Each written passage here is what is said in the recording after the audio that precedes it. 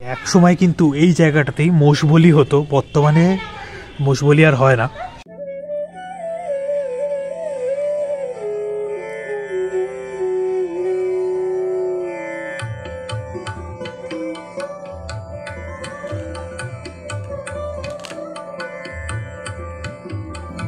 Welcome back to another blog. My name is Shanu, তোমরা দেখছো দুরন্ত শানু। আজ 22শে জানুয়ারি, আর আজকের ভারতের ইতিহাসে একটা ব্যাপক দিন বলা যেতে পারে। আজকে কিন্তু রাম মন্দির প্রতিষ্ঠা হতে চলেছে। তবে আমি আজকে যেতে চলেছি টাকিতে।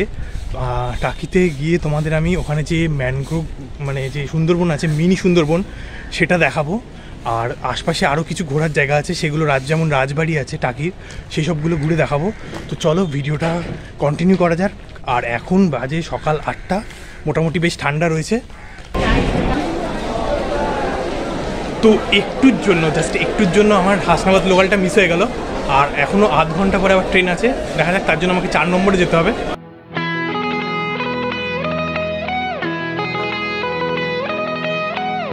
আমাদের ট্রেন এখন এই স্টেশনে হল দিয়ে দিয়েছে, কারণ সামনে সিঙ্গেল লাইন আছে। যতক্ষণ না সামনের থেকে ডাউন ট্রেন আসবে ততক্ষণ আমাদের ট্রেন এখান থেকে ছাড়তে পারছে না। দেখতে পাচ্ছ ডাউন ট্রেন ঢুকছে। তো টাকি স্টেশনে তো পৌঁছে গেলাম। আর এখান থেকে বেরোবো, বেরিয়ে টোটো ধরবো, ধরে সোজা যাব ঘাটের দিকে। ঠান্ডা বেশ আছে, আর তার উপর বেশ ঠান্ডা ঠান্ডা হাওয়া দিচ্ছে। তার জন্য আমি হুডিটা পুরো পরে নিয়েছি, পুরো চোখ মুখ কুচকে যাচ্ছে যাকে বলে। এখন কিন্তু বেশ বেলা হয়ে গেছে, তাও রোদ্দুর ওঠেনি আজকে। তো টাকিতে পৌঁছে টাকি স্টেশন থেকে বেরিয়ে যে টোটো স্ট্যান্ড আছে ওখানেই স্পটগুলো ঘোরার জন্য দরদাম করে নিয়ে আমরা টোটো নিয়ে বেরিয়ে পড়লাম স্পটগুলো দেখতে। এখন আমরা এখানে দেখতে পাচ্ছি টিফিনের জন্য দাঁড়িয়েছি, আর টিফিন করে এখান থেকে বেরোবো সকালবেলা। তো পেট পুজো হয়ে গেছে, এবার ফাইনালি আমরা সাইট সিনে যাচ্ছি। হ্যাঁ, তাছাড়া আর কি। আর এই দেখতে পাচ্ছ এই সাইডে সরস্বতী ঠাকুর তৈরি হচ্ছে, সামনে সরস্বতী পুজো আসছে, আর তার সঙ্গে ভ্যালেন্টাইন্স ডেও আসছে। দেখতে পাচ্ছ ফার্স্ট সাইট সিন, সেটা হচ্ছে টাকির রামকৃষ্ণ মিশন। তো চলো ভিতরে ঢোকা যাক। এই যে দেখতে পাচ্ছ স্কুল চলছে।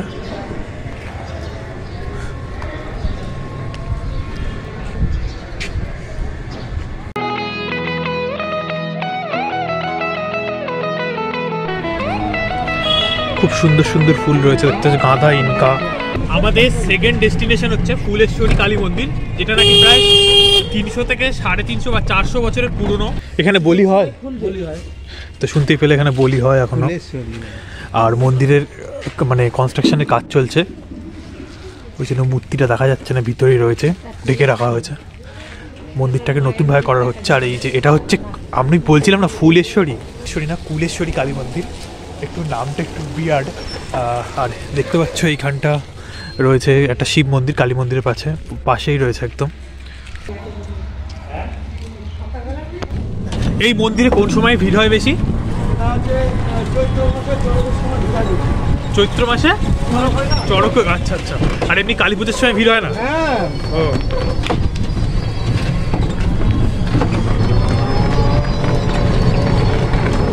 আমাদের এখন মানে থার্ড সাইট সিন হচ্ছে বাংলা সিনেমা বিসর্জন, যেটা তোমরা দেখেছো অনেকেই। তার কিছুটা অংশ যে বাড়িটাতে শ্যুট হয়েছিল, সেই বাড়িটাতে আমরা যেতে চলেছি, তাই তো? কৌশিক গাঙ্গুলির ডিরেকশনের।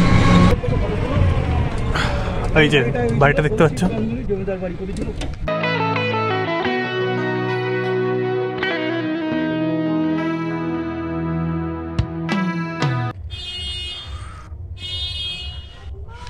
তো চলো এবার আবার নেক্সট যে সাইট সিন আছে সেখানে যাওয়া যাক। আর নেক্সট সাইট সিনটা কোথায় সেটা টোটোওয়ালা দাদার কাছ থেকে জেনে নেবো। আচ্ছা, এবার কোথায় যাবো? এবার যাবো পূবের রাজবাড়িতে যাবো। পূবের রাজবাড়ি। এই যে দেখতে পাচ্ছ রাজবাড়ি ঢোকার জন্য এন্ট্রিতে টিকিট রয়েছে 10 টাকা করে পার হেড।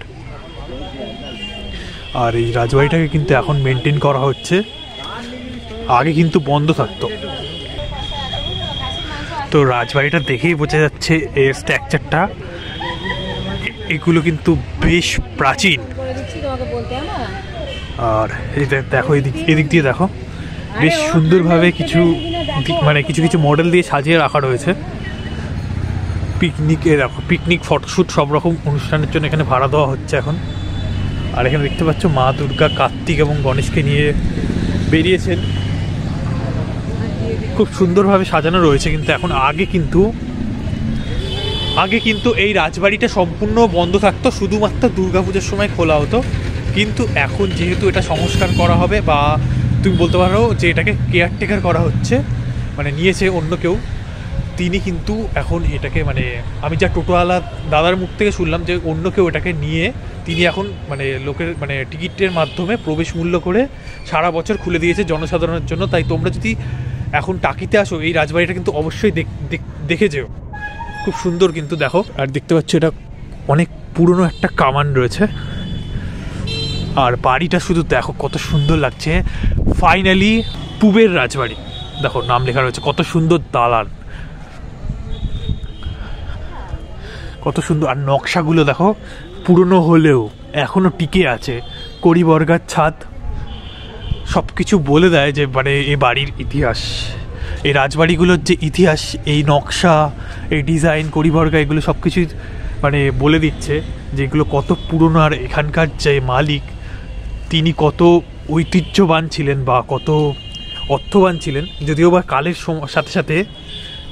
সাথে সাথে এখন আর কিছুই নেই, না রাজা আছে না তার রাজত্ব আছে বলতে পারো। তাই জন্য এখন প্রায় ভগ্নপ্রায় অবস্থা। তবে হ্যাঁ, জমিদার বাড়ি বা রাজবাড়ি দেখাতে আমার একটা মাথায় মানে একটা প্ল্যান এলো, বা প্ল্যান ঠিক না, অনেকদিন আগেই ঠিক করেছিলাম যে এবছর দুর্গাপূজা চমক আসতে চলেছে আমার চ্যানেলে। তো সেটার জন্য অবশ্যই অপেক্ষা করো। এবার দুর্গাপূজায় বিশাল বড় একটা চমক তোমাদের আমি দিতে চলেছি, দেখতে পাচ্ছ। এবার দেখো, আচ্ছা এইটাকে কি বলে? এটাকে ঢোকার যে বারান্দা, এটা বারান্দা দেখতে পাচ্ছ, একদম বারান্দা। এই বারান্দাটা দিয়ে এবার আমরা উপরে যাচ্ছি। অসাধারণ। সামনের দরজাটা কত বিশাল, দেখো ঘর রয়েছে পুরো। এই এক সময় যখন এই জানলাগুলো ভালো ছিল তখন কত সুন্দর লাগতো ভাবো, প্রপারলি এগুলো ওয়ার্ক করতো। এখন আর কিছুই নেই, সব উই ধরে গেছে, দেখতে পাচ্ছ। খুব সুন্দর একটা রাজবাড়ি। আর এই যে দেখতে পাচ্ছ পুরনো দিনের যে আসবাবপত্র সেইগুলো এখানে রয়েছে, এগুলো অনেক পুরনো। আর এই দেখতে পাচ্ছ আরতি সন্ধ্যে 6টার সময়। আর এই জায়গাটা দেখো অনেক অস্ত্রশস্ত্র রাখা রয়েছে এই জায়গাটাতে, রাজাদের যে পুরনো অস্ত্রশস্ত্র তোমরা দেখতে পাচ্ছ কিনা জানি না। এই যে এই সব জায়গাগুলোতে দেওয়ালে রয়েছে। আর এর মধ্যে কিন্তু প্রবেশ করতে দেওয়া হয় না। আর যেখানটা পুজো হয় সেই জায়গাটা নিয়ে যাচ্ছি তোমাদের আমি, এই রাজবাড়ির। অ্যাকচুয়ালি এটা রাজবাড়ির থেকে আমার জমিদার বাড়ি বেশি লাগছে। যেমন সুরুল রাজবাড়িটাকে অনেকে জমিদার বাড়ি বলে, সেরকমই ব্যাপার।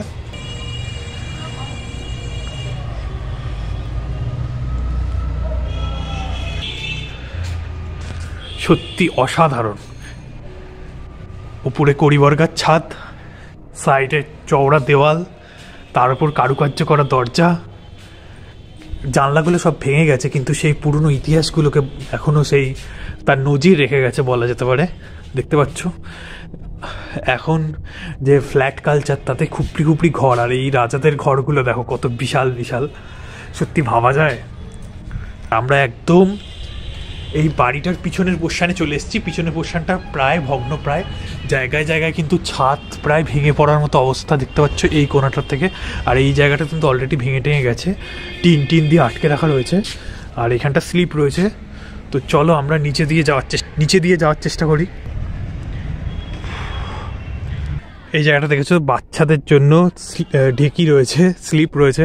আবার নতুনভাবে সাজানোর একটা পুরো চেষ্টা চলছে যাকে বলে।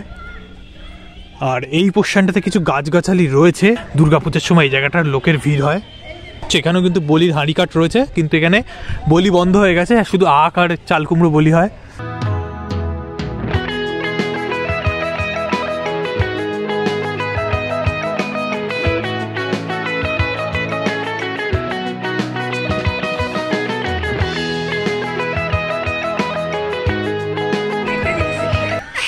দুর্গা দালানটা কিন্তু অক্ষত রয়েছে, আর কারুকার্য প্লাস এটা মেনটেন কিন্তু অন্য দিকের থেকে খুব ভালোভাবে করা রয়েছে।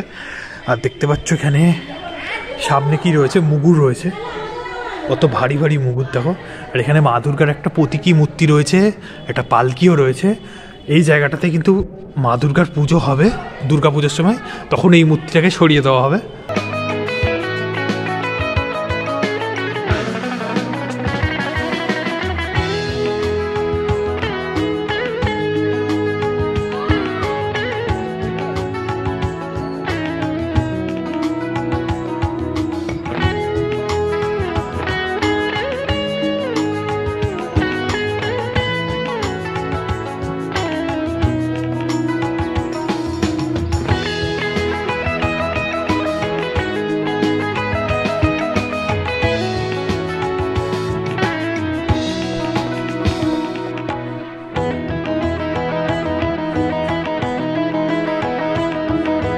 মায়ের পায়ের আদলে একটা করা রয়েছে।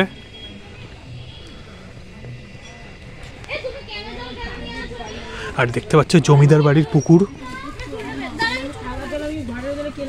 এই যে খুব সুন্দরভাবে বাঁধানো রয়েছে পাটটা, বসার জায়গা রয়েছে দেখতে পাচ্ছ। আর এইখান থেকে পুকুরটা ঘুরে ওই দিকে চলে গিয়েছে।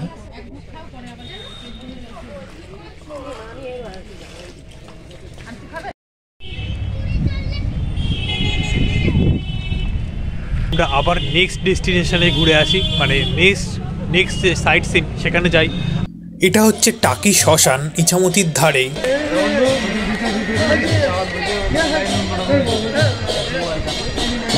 শ্মশান থেকে আমরা এখন চলে এসেছি ত্রিশক্তি মন্দিরে। আর ত্রিশক্তি মন্দিরটা তোমাদের আমি জাস্ট দেখিয়ে দিচ্ছি। এই দেখো, এখানে আমার মনে হয় এই মন্দিরটা আমি একবার আগে এসেছিলাম। তো দেখো কত সুন্দর মন্দিরটা। আর এখানেও কিন্তু মায়ের বলি যে রয়েছে, এটা রয়েছে। বলি হয় কিনা এখানে জানি না, পুজো হচ্ছে ভিতরে।